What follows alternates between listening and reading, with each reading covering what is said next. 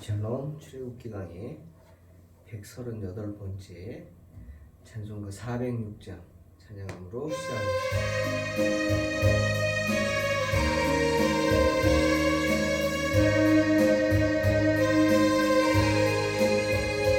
고난 내 영혼 편히 쉴 곳과 풍랑이로도 안전한 도구 폭풍까지도 다스리시는 주의 영원한 빠르지에 주의 영원하신 팔 함께하사 항상 나를 붙드시니 어느 곳에 가든지 요동하지 않음은 주의 팔을 의지함이라.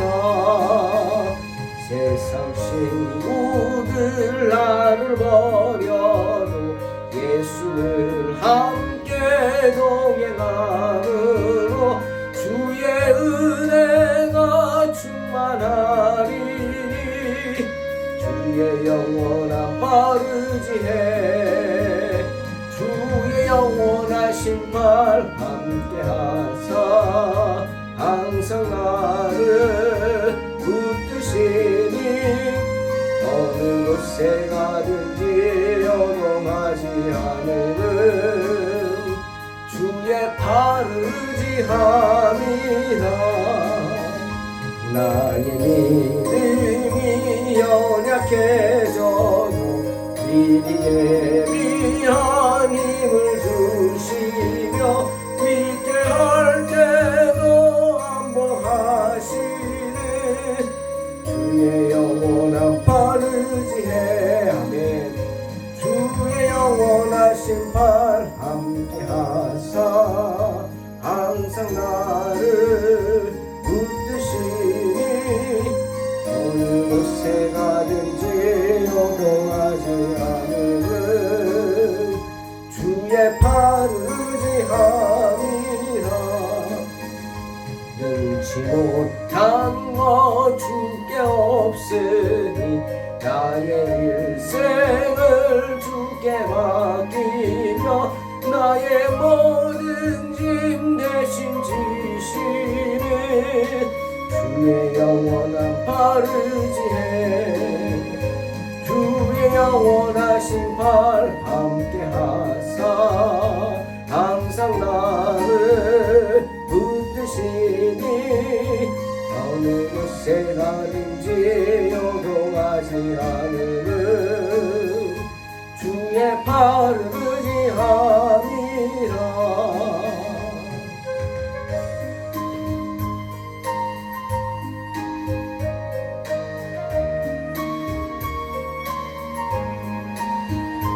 한 번 더 할까요?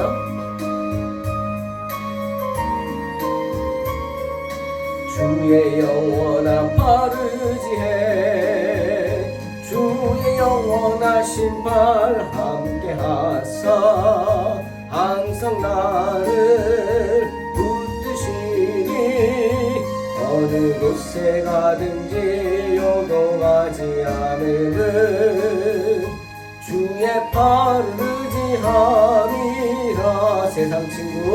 세상 친구들 나를 버려도 예수를 함께 동행하 주의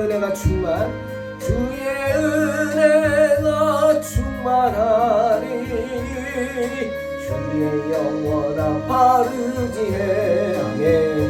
주의 영원하신 팔 함께하사 항상 나를 붙드시니 어느 곳에 가든지 요동하지 않음은 주의 팔을 의지함이라. 나의 믿음이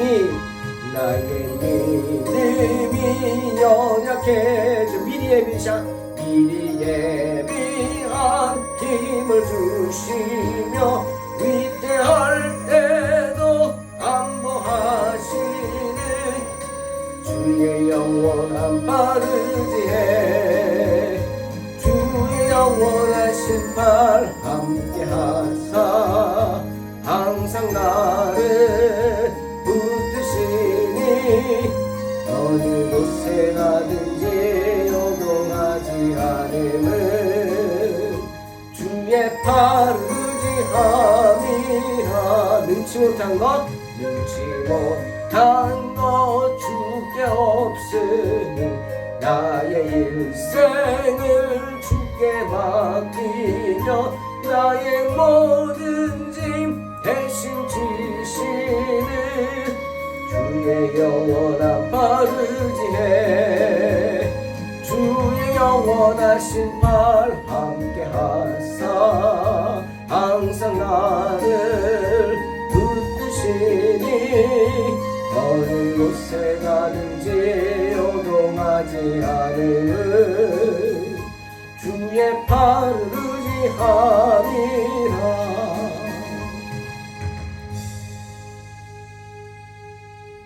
아멘. 출애굽기 39장 1절로 31절 봉독합니다. 그들은 여호와께서 모세에게 명령하신 대로 청색, 자색, 홍색 실로 성소에서 섬길 때 입을 정교한 옷을 만들고 또 아론을 위해 거룩한 옷을 만들었더라. 그는 또 금실과 청색, 자색, 홍색 실과 가늘게 꼰 배실로 에봇을 만들었으되 금을 얇게 쳐서 오려서 실을 만들어 청색, 자색, 홍색 실과 가는 배실에 섞어 정교하게 짜고 에봇에는 어깨바지를 만들어 그 두 끝에 달아 서로 연결되게 하고 에봇 위에 에봇 매는 띠를 에봇과 같은 모양으로 금실과 청색, 자색, 홍색 실과 가늘게 꼰 배실로 에봇에 붙여 짰으니 여호와께서 모세에게 명령하신 대로 하였더라. 그들은 또 호마노를 깎아 금태에 물려 도장을 새김같이 이스라엘 아들들의 이름을 그것에 새겨 에봇 어깨바지에 달아 이스라엘의 아들들을 기념하는 보석을 삼았으니 여호와께서 모세에게 명령하신 대로 하였더라. 그가 또 흉패를 정교하게 짜되 에봇과 같은 모양으로 금실과 청색, 자색, 홍색 실과 가늘게 꼰 배실로 하였으니 그것의 길이가 한 뼘, 너비가 한 뼘으로 네 모가 반듯하고 두 겹이며 그것에 네 줄 보석을 물렸으니 곧 홍보석, 황옥, 녹주옥이 첫 줄이요 둘째 줄은 석류석, 남보석, 홍만호요 셋째 줄은 호박, 백만호, 자수정이요 넷째 줄은 녹보석, 홍만호, 벽옥이라. 다 금태에 물렸으니 이 보석들은 이스라엘의 아들들의 이름 곧 그들의 이름들대로 12이라. 도장을 새김같이 그 12지파에 각 이름을 새겼으며 그들이 또 순금으로 노끈처럼 사슬을 따 흉패에 붙이고 또 금태 둘과 금고리 둘을 만들어 그 두 고리를 흉패 두 끝에 달고 그 따은 두 금사슬을 흉패 끝 두 고리에 꿰매었으며 그 따은 두 사슬의 다른 두 끝을 에봇 앞 두 어깨바지 금태에 매고 또 금고리 둘을 만들어 흉패 두 끝에 달았으니 곧 그 에봇을 마주한 안쪽 가정자리에 달았으며 또 금고리 둘을 만들어 에봇 앞 두 어깨바지 아래 매는 자리 가까운 쪽 곧 정교하게 짠 에봇 띠 위쪽에 달고 청색 끈으로 흉패 고리와 에봇 고리에 꿰어 흉패로 정교하게 짠 에봇 띠 위에 붙여서 에봇에서 벗어지지 않게 하였으니 여호와께서 모세에게 명령하신 대로 하였더라.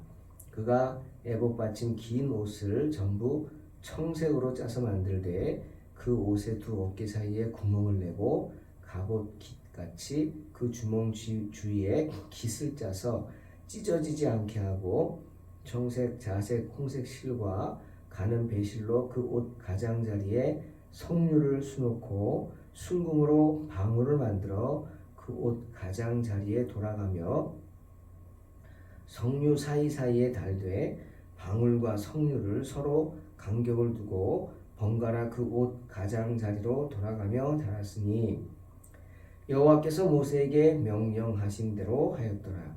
그들이 또 직조한 가는 배로 아론과 그 아들들을 위하여 속옷을 짓고 세마포로 두건을 짓고 세마포로 빛난 관을 만들고 가는 배실로 짜서 세마포 속바지들을 만들고 가는 배실과 청색, 자색, 홍색 실로 수노와 띠를 만들었으니 여호와께서 모세에게 명령하신 대로 하였더라.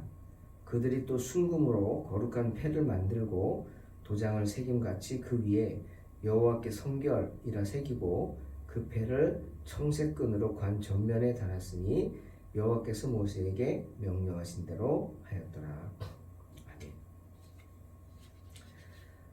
출애굽기 39장 전체는 제사장 복장에 관한 이야기입니다. 성전을 섬기는 제사장들이 입어야 할 복장에 대해서 아주 구체적으로 말씀하고 계시죠. 제사장의 복장은 성전에서 제사를 드리기 위한 복장이기 때문에 물론 성막에 다른 비품들과 조화를 이루도록 만들어져 있습니다. 그러니 복장이 어땠을지 짐작이 가시죠. 성전 안은 바깥은 텐트와 같이 그냥 염소털과 양털로 만든 천막이지만 안에 들어가면 아닙니다. 다릅니다. 성전 안은 온통 금빛 물결이죠. 제사장들이 그 금빛 물결 속에 들어가면 어떻게 돼야 돼요? 그들 또한 금빛이 돼야 됩니다. 거기 상응해야겠죠. 그래서 제사장의 복장이 어땠을까? 화려합니다. 화려하죠. 가끔 텔레비 영화나 나오면 유대 제사장들이 아주 화려하게 옷을 입고 막 금붙이 같은 것을 달고 보석으로 치장한 것을 보면 처음에는 좀 선입관이 들죠. 뭐 저렇지 주의 종들이 저렇게 사치하나 뭐 이런 생각이 드는데 아니 또 이렇게 얘기를 들어보면 보면 성전에 맞게 여러분 우리 성경에도 결혼식 예식에 참여하는 사람은 어떻게 해야 되죠? 반바지 입고 갑니까? 슬리퍼 끌고 가나요? 아니죠. 성경에도 예복을 입고 갑니다. 그럼 예복 입는 사람 못 간다고요? 때문에 주인이 예복을 준비해서 유대 결혼식은 지나가다 들르고 그럴 수 없죠. 초대장을 보내죠. 그래서 초대장과 함께 예복도 준비해서 보냅니다. 대단한 거죠. 예복이 없는 자에게 예복을 입고 들어오라는 거예요. 왜?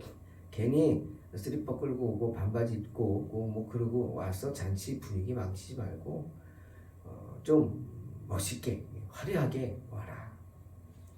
마찬가지입니다. 하나님의 일을 하는 제사장들은 말쑥해야죠. 뿐만 아니라 화려하기까지 해야 합니다. 초라해서는 안 되죠. 우리 단어 중에 어려운 단어 있죠. 저 사람 참 추리하다.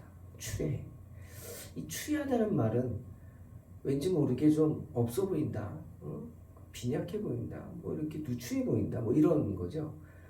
주의 종들이 그렇게 보이면 되겠습니까? 여러분의 목사가 그렇게 보여서 되겠어요? 추리하게. 다른 사람 보기에 동탄 소망교회 목사님입니다. 왜 이렇게 추리해, 초라해, 뭐 이러면 되겠어요? 물론 제가 좀 키가 작아서 그렇지만 아니 여러분 그렇게 생각하지 마세요. 저는 어디 가든 당당합니다. 존재감이 있죠. 아멘. 어디 가든 저는 작아도 눈에 띕니다. 존재감이 있어요. 왜? 하나님이 그렇게 만드셨어요. 아멘. 주의 종은 항상 성령 충만한 모습으로 어디 가든 주눅들지 않고 당당해야죠. 어디에서 말씀을 전해도 정말 당당하게 선포할 수 있습니다. 떨어요? 저는 떨어본 적은 없습니다. 회중들이 아무리 많은 데서도 별로 떨어보지 않았어요. 왜? 하나님이 세워주셨잖아요. 하나님이 이 시간 저에게 맡겨주셨잖아요. 많은 분들이 계셔도 그분들 시간을 저에게 주신 거예요. 그분들은 말씀 전하는데 질문합니까? 질문 못하죠. 들으셔야 돼요. 때문에 당당하게 선포합니다. 때문에 제사장의 복장은 화려했어요. 흰 세마포 옷을 만들어 입고 세마포 위에 겉옷을 만들어 입고 그 겉옷이 전부 청색으로 값짠 옷으로 만들어 입었습니다. 푸른색이죠. 그 푸른색 겉옷 위에 화려하게 금박으로 세마 보옷을 만들었어요. 3절에 금을 얇게 쳐서 가위로 막 오려가지고 실을 만들어서 청색, 자색, 홍색 실과 가는 배실에 섞어서 같이 짰어요. 정교하게 짰대요. 그러니까 얼마나 화려하겠어요. 그냥 아주 그냥 뭐라 그럴까요? 유치하게 화려한 게 아니라 보일 듯 말 듯 금빛이 막 우러나는 거겠죠. 금실입니다. 옷을 화려한 색깔의 다른 금실과 다른 실도 화려한 색깔의 다른 실들과 함께 금실로 졌다. 제사장들이 입는 세마포는 화려했다. 또한 옷 위에 걸치는 금실로 짜서 만든 에봇 중심에는 흉패라는 것을 붙였습니다. 그 흉패에 끈을 매서 금으로 고리를 만들어 서로 연결을 시켜서 제사장들의 그 겉옷 위에 조끼처럼 씌워 입었죠. 그리고 그 흉패에는 호마노라는 보석으로 판을 만들어서 거기다 금태를 막 붙이고 그 위에 4줄로 3가지 보석을 만들었어요. 첫 줄은 홍보석, 황옥, 녹주옥, 둘째 줄은 석류석, 남보석, 홍만호, 셋째 줄은 호박, 백만호, 자수정, 넷째 줄은 녹보석, 호만호, 벽옥. 이 12가지 보석은 이스라엘의 12지파를 상징하는 보석입니다. 오늘은 어느 보석이 어느 거고 뭐 왜 그런 것 같다 이런 얘기는 하지 않습니다. 복잡 얘기니까 제사장 그 가슴에 그 중심에 이 12가지 보석이 붙여 있어요. 또한 푸른색 겉옷 아래에는 청색, 자색, 홍색 실과 가는 배실로 그 옷 가장자리에 석류를 수놓았습니다. 우리는 석류라는 게 그렇게 친근하지 않죠. 좀 낯선데 이 석류는 잘 익으면요, 이 중동 지방은 꿀맛입니다. 달콤하죠. 육즙이 쫙 나오면서 그 달콤한 향이 나는 석류. 그 석류를 제사장의 복장 아래에다가 맨 밑에다가 술을 놓았다. 고린도후서 2장 15절에 우리는 구원받는 자들에게나 망하는 자들에게나 하나님 앞에서 그리스도의 향기라는 말씀처럼 제사장이 가는 곳마다 복음의 달콤한 향기를 풍기기를 바라는 그런 마음에서 석류를 수놓았다고 합니다.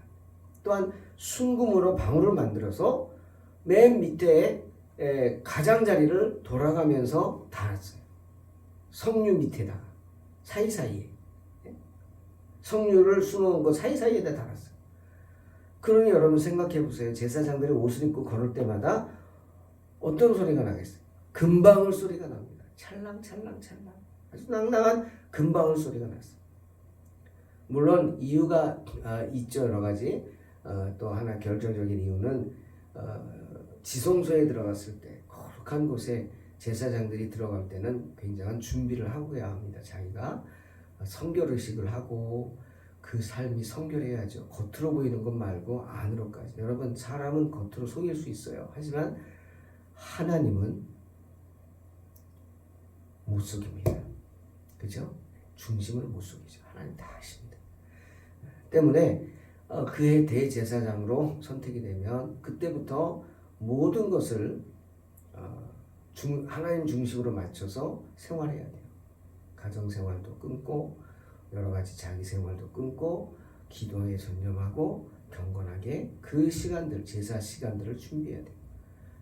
그런데 그렇지 않고 아론의 아들들처럼 그렇게 막 잘못된 불을 들이고 그런 것처럼 그런 제사장이 되면 들어가서 죽습니다.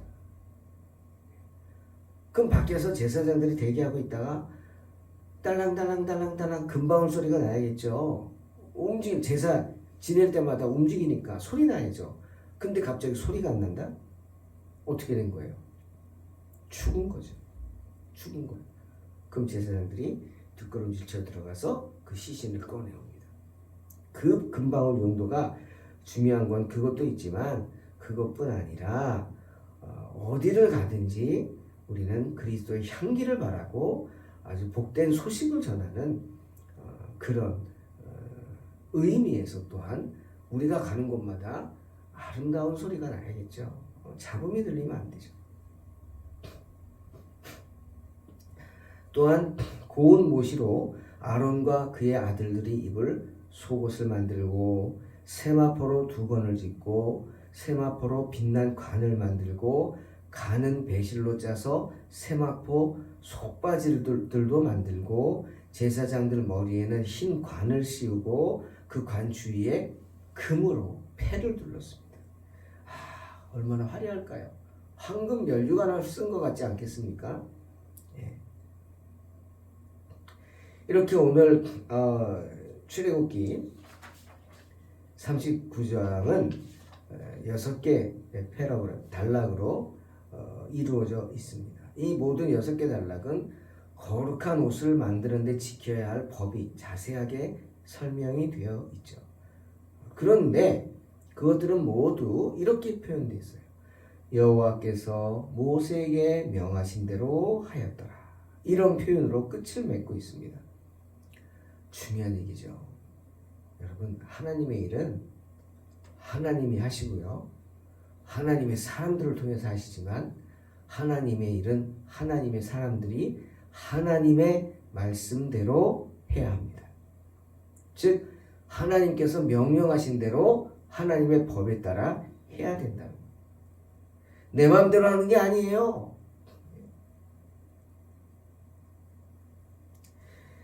참 재밌는 얘기가 있는데 목사님들이 설교단에 설 때 스토리라는 것을 부릅니다. 우리 개신교 목사들의 유일한 어떤 화려한 건 그거 하나예요. 가운을 입고 거기다가 스토를 드립니다. 하얀색, 초록색, 붉은색, 보라색 4개의 스토리 있습니다. 거기에 금방으로 글씨가 써 있어요. 그거는 이런 평화를 상징하는 글씨니까. 근데 어떤 목사님들은 죄송하지만 대부분은 안 그런데 그걸 자꾸 헷갈려가지고 본인이 그냥 마음에 드는 걸 하고 가는 분들이 어떤 때는 물어봐요 저한테. 제가 예전을 전공해서 그런지. 또 어떤 권사님이 어디 셔츠도 저도 입습니다. 셔츠도 흰 셔츠, 초록색, 보라색, 붉은색, 검은색 이렇게 있어요. 근데 그거는 그날 컨디션 따라 내가 입고 싶은 거 입는 거 아니에요. 스톨도 마찬가지고. 그 스톨은 절기를 나타내는 겁니다. 절기. 내 마음대로 하는 거 아니에요. 하나님의 절기를 우리가 순종하면서 나름대로 지키라고 한 절기에 따라서 입는 거예요. 마음대로 입는 거 아니에요. 그래서 예를 들어 성찬식을 할 때나 어떤 거룩한 예식을 할 때는 흰색입니다. 흰색. 승리의 색깔이거든요. 그리고 붉은색은 성령의 색깔이에요. 그건 아무 때나 안 합니다. 성령 강림 주일 그 주간에만 하는 겁니다. 그리고 보라색은 대림절이나 아니면 사순절처럼 어떤 경건하게 지내는 절기 기간에 보라색이 좀 이렇게 신비한 색이잖아요. 그래서 보라색을 하는 겁니다. 물론 검은색은 고난주간 그리고 장례식 이럴 때 할 수 있겠죠. 그렇게 하나님의 일은 하나님이 명하신 대로 하는 것. 그래서 오늘 이렇게 여호와께서 모세에게 명하신 대로 하였더라 라는 표현으로 다 끝내고 있습니다. 다 하나님의 법에 따라 하는 것이죠.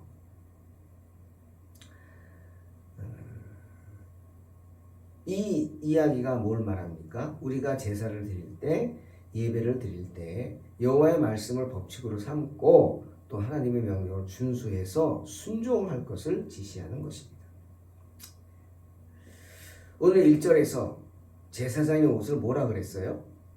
섬길 때 입을 정교한 옷을 만들라. 거룩한 옷을 만들라.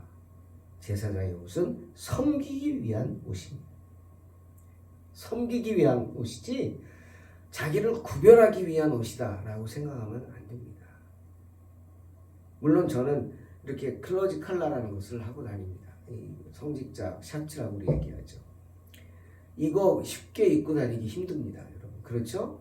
어딜 가도 이제 알아보잖아요. 목상가보다. 신부들이 로만 칼라 하고 다니죠. 그분들 얼마나 힘들겠어요. 어디 가든 마음대로 못 하잖아요. 그래도 담배는 피더라고요. 술도 마시고. 뭐 우리랑 다르니까 생각이. 이 셔츠를 입고 어디를 다니면 굉장히 신경 쓰여요. 처음에는 정말 이걸 입고 다니나 너무 부담이 되니까. 하지만 이제 익숙해집니다. 그리고 내 자신을 드러내면서 절제하는 거죠. 내 스스로가 이로 인해서 내 자신을 채찍질하는 그런 것도 있습니다. 하지만 제사장의 옷은 섬기기 위한 거룩한 옷이다. 자, 계시록 7장에 이런 말씀이 있어요. 13, 15절. 장로 중 하나가 응답하여 나에게 이르되 이 흰옷 입은 자들이 누구며 또 어디서 왔느냐. 내가 말하기를 내 주여 당신이 아시나이다 하니 그가 나에게 이르되 이는 큰 환난에서 나오는 자들인데 어린 양의 피에 그 옷을 씻어 희게 하였느니라. 그러므로 그들이 하나님의 보좌 앞에 있고 또 그의 성전에서 밤낮 하나님을 섬김에 보좌에 앉으시니가 그들 위에 장막을 치시리니. 계시록 7장에서도 말하죠. 흰옷 뭐냐? 섬기기 위한 옷이다. 주님을 섬기는 자들이 다 어떤 옷을 입었어요? 흰옷을 입었다는 거죠. 이렇게 하나님의 사람들은 섬기기 위한 옷을 입고 하나님을 섬깁니다. 내가 입고 싶은 옷 입지 않아요. 하지만 이런 제사장들이 입는 화려한 복장들은 그림자예요. 장차 올 것에 대한 선한 것들에 대한 그림자일 뿐이죠. 그게 자체가 우리가 원하는 건 아니에요. 본체는 뭐냐? 선한 것들의 본체는 바로 예수 그리스도, 복음의 은혜입니다. 잊어서는 안 돼요. 그걸 잊고 그냥 예전에 형식에만 빠져가지고 그냥 형식 타령만 하고 뭐 어쩌니 저쩌니 이 문제로 인해서 종교개혁이 일어나게 된 계기가 된 거죠. 루터의 종교개혁이 왜 일어났어요? 당시 로만 가톨릭 교회가 말도 안 되는 행동들을 했죠. 특히 예전을 한다고 하면서 말도 안 되는 그런 행동을 하면서 말씀은 뒤로 하고 하나님의 뜻은 뒤로 한 채 자기들의 권위를 드러내고 자기들의 그 교회 권위라고 드러내면서 형식에 빠져 있었다. 부패했죠. 부패했어요. 많이 부패했죠. 지금도 로만 가톨릭에서는 7가지의 예전을 행합니다. 그 7가지 중에 우리 개신교에서 취한 건 단 2가지입니다. 뭡니까? 세례와 성찬. 가톨릭에서는 죽은 자를 위한 미사도 드려요. 참 답답하죠. 그런 어리석음으로 인해 종교개혁이 일어나게 되었다. 물론 여러분, 저도 예전을 참 사랑합니다. 또 예전이 너무나 저에게 은혜가 됩니다. 그래서 뭐 우리가 예전을 무시하라 그런 거 아니에요. 주일날 설교할 때 가운도 안 입고 막 양복 입고 올라가는 거 저는 너무너무 아니라고 봅니다. 가운을 입는 이유가 뭔데? 그것은 가리는 겁니다. 그래서 여러분 저는 큰 교회들을 섬길 때 성가대원들이 가운 입고 화장실 가는 거 아주 그냥 난리를 쳤습니다. 당신들 그 의미가 뭔지 알고 그거 입고 화장실을 왔다 갔다 하냐고. 벗고 가라. 귀찮다고요? 하지 말라고 그럼 성가대. 그런 마음가짐은 하지 말라고.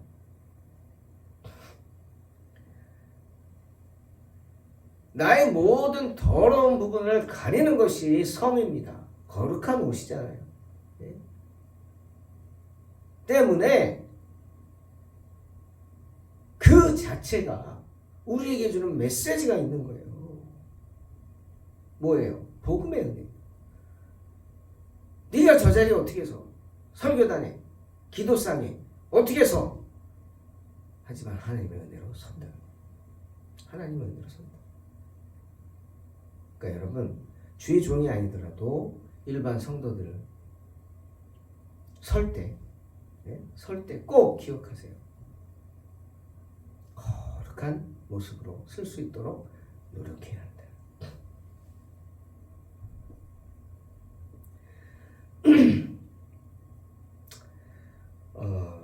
예전의 형식에 빠져서도 안 되지만 예전을 무시해서도 안 된다.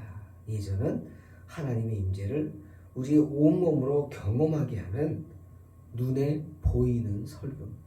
몸으로 느끼는 설교죠. 하지만 예식이 중요한 거 아니라는 사실은 아셔야 돼요. 뭐가 중요해요? 예수 그리스도 복음, 말씀이 중요하죠. 예수 그리스도 자신이 우리의 위대한 제사장임을 알아야 합니다. 여러분, 종교개혁할 때 마르틴 루터가 비친 3가지가 있어요. 이 의미가 우리가 한번 깊게 생각해 봐야 돼요. 그게 뭐냐면 솔라 피데, 오직 믿음으로. 그게 첫째고요. 두 번째는 솔라 그라티아,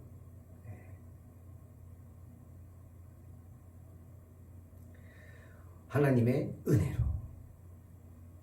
그 다음에 솔라 비브리카, 오직 말씀으로. 이 3가지. 오직 믿음, 오직 은혜, 오직 말씀. 오죽하면은 루터가 이런 걸 외쳤겠어요. 로마 가톨릭 교회가 너무 그런 예정이나 형식에 빠져서 믿음도 저버리고 그냥 예전한다고,